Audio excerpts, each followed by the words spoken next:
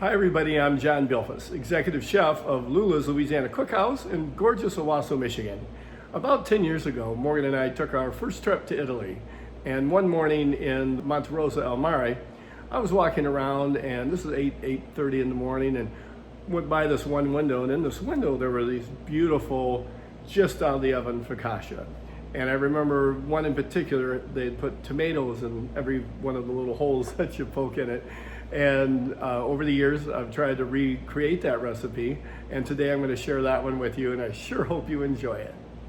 Here's everything it takes to make my delicious and easy focaccia. 1 cup of milk mixed with 1 cup of water, heated to 110 degrees in the microwave or in a small saucepan.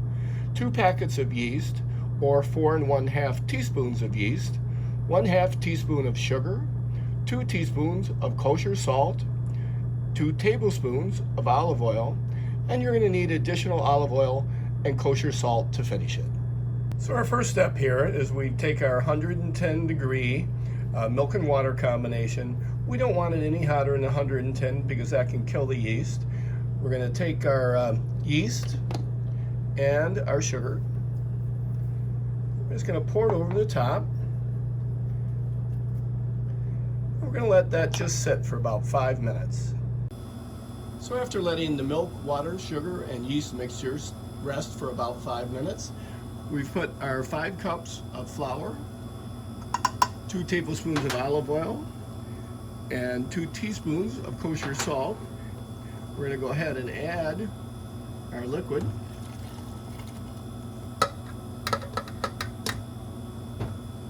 And we're going to start this slowly to bring it together with a dough hook. And once that's come together, we're going to knead it for 8 minutes in the stand mixer or 15 by hand. Well, there's 8 minutes. I'm going to roll it into a nice ball, put it back in the bowl, cover it with olive oil and a tea towel, and put it in a warm spot to rise. Cover it with just a little olive oil.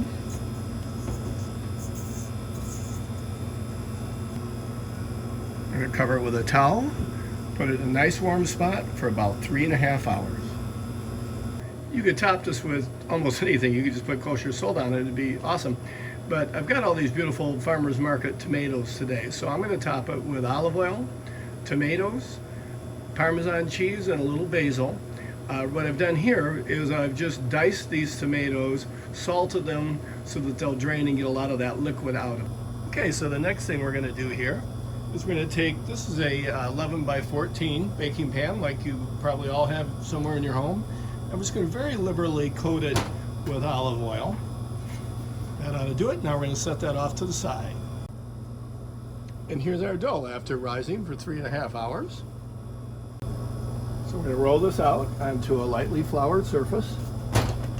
Just going to start trying to shape it in that general shape of that rectangular pan. It's good to get us started. I'm going to stretch this out. One thing you can do here is just let it sit for a minute. It'll relax, and then we can stretch it the rest of the way out.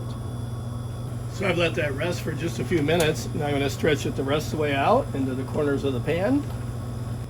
Now I've got that nicely stretched out. I'm going to put it in a warm place and let it rise for about another 20 minutes. Here we are after 20 minutes. So now the next step is we've got to make those little divots that you're used to seeing in focaccia. You could use a wooden spoon, you could use many little things. I prefer my fingers.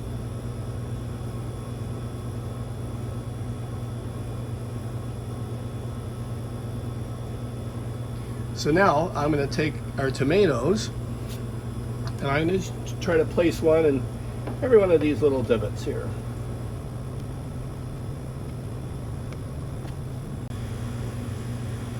So there's all of our tomatoes. Now I'm going to take our olive oil and I'm going to brush it all over. Again, remember, this is just the topping I happen to be playing with today on this. You could just put kosher salt on top of this and it'd be delicious, or one of many hundreds of different toppings, but I had these beautiful tomatoes, so this is what I went with today. Now I'm going to sprinkle basil all over that.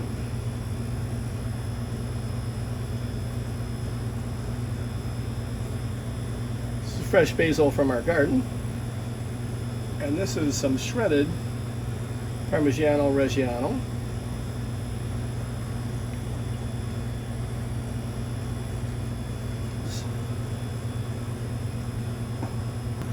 And last but not least, I'm going to give it a good sprinkle of salt all over the top. Put a little light on the salt because that Parmigiano Reggiano will be a little salty. So there we go. And here we go into a 350-degree oven. You'll notice that I have put on the bottom shelf just a tray full of water to get humidity in here. And there we go. Should be done in about 20 minutes. So that's just about 20 minutes out. And what we want is just a nice brown on top. And you know what? That looks just about perfect. Let's pull it right out. Oh my God, that's beautiful. We're going to let that rest for maybe 15-20 minutes before we cut into it. And oh, I just can't wait. It looks awesome.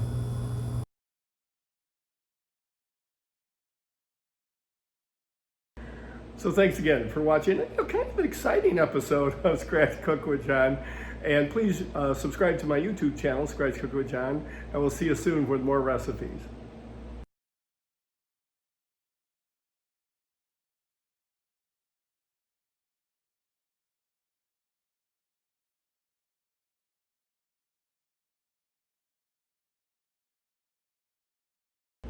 One thing that we didn't understand on that first trip to Italy is the importance of the shoes that you're wearing to many of the people in Italy. And that same city, Monte Rosa al Mare, I had sat down on a bench and I had sand in my shoe, and I took off my shoe and I had like 6 of the older women that you can just picture walking together. I took my shoe off and like just with the sand, and it was like, I might as well have taken my pants off with their reaction. We later found out that there is a thing about shoes. And I went to a restaurant with Keen's, which, I had socks on, but, they had openings where the toes were. And I walked in and the waiter got his thing on his arm. Hello, good evening.